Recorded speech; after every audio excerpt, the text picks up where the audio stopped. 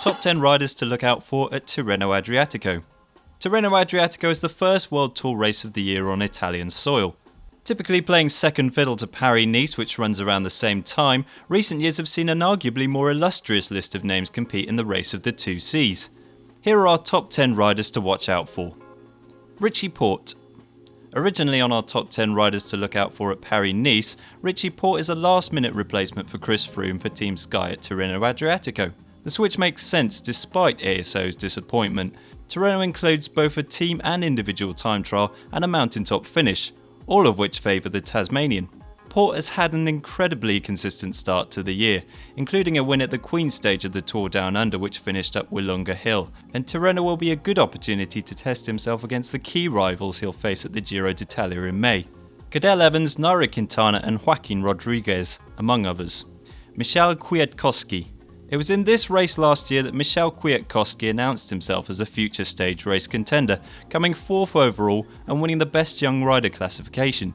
The Polish champion has started 2014 in incredible fashion, taking 2 stage wins in the overall win at the Volta al Garve, and then beating Sagan in the recent Strade Bianche. It seems there's nothing this man can't do, and at 23 he appears to be one of the most promising talents in the peloton. He comes up against some strong competition here in Tirreno, but the team and individual time trials which bookend the race will be to his favour, so we wouldn't be surprised to see a podium performance.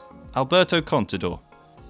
After a disappointing 2013 for his and Oleg Tinkov's standards, ALBERTO CONTADOR has gone back to the drawing board for 2014. Less travelling and more training are on the agenda, and so far it appears to have worked. A stage win and second overall in his first race of the year, the Volta al Garve, will have given the Spaniard confidence. However, Tirreno will be his first real test of the year, and he comes with a strong team, including Roman Kreuziger and Nicolas Roche to back him up. CADEL Evans.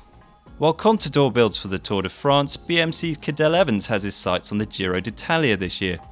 Third place at the Australian National Championships led on to a stage win and second overall at the Tour Down Under, making 2014 the best start to a season that Evans has had for years. He's a former winner of this race back in 2011, and he'll be looking to prove here that he still has what it takes to compete with the best. Andrew Talanksy.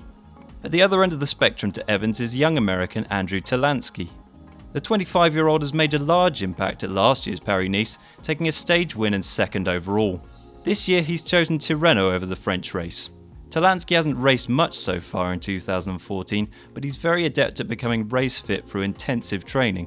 Whether he can stick with the big guns here remains to be seen, but Talanksy doesn't lack confidence, and he won't be afraid to show himself if he's feeling good. Marcel Kittel, Andre Greipel and Mark Cavendish. We're in for a treat on the flatter stages of this race. It'll be the first time that Mark Cavendish, Andre Greipel and Marcel Kittel have been head-to-head since last year's Tour de France. Cavendish, determined to regain his spot as the world's top sprinter, has been in the gym this winter and working on his sprint for the first time in his career, previously having relied on his natural speed. Of the 3, Greipel has won the most this year with 6 wins to his name. Kittel, though, was unstoppable in the Dubai Tour, winning 3 of the road stages. Cavendish has had the slowest start of the 3, but opened his win account on the last stage of the Volta al Garve. The battle won't just be among the 3 stars, but also their teams, and we're looking forward to the sprints just as much as the GC battle. Nairo Quintana. 2013 was a phenomenal year for Nairo Quintana. He won the Tour of the Basque Country in April, and then proved to be the only rider to challenge Chris Froome for supremacy on the mountains of the Tour de France in July. This year sees the Colombian focus his attention on winning the Giro d'Italia, and he started his preparation well, a stage win and the overall GC at the Tour de San Luis in January. He's not had much racing since, but neither did he for 2 months before last year's Tour, so don't expect that to hold him back. JULIÁN ARREDONDO. Yet another Colombian on our list is JULIÁN ARREDONDO.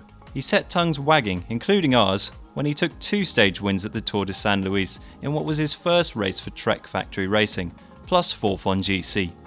His first race in Europe, the Vuelta a Andalucía, didn't go quite as well, but this talented climber is a really exciting prospect, particularly on the steeper climbs.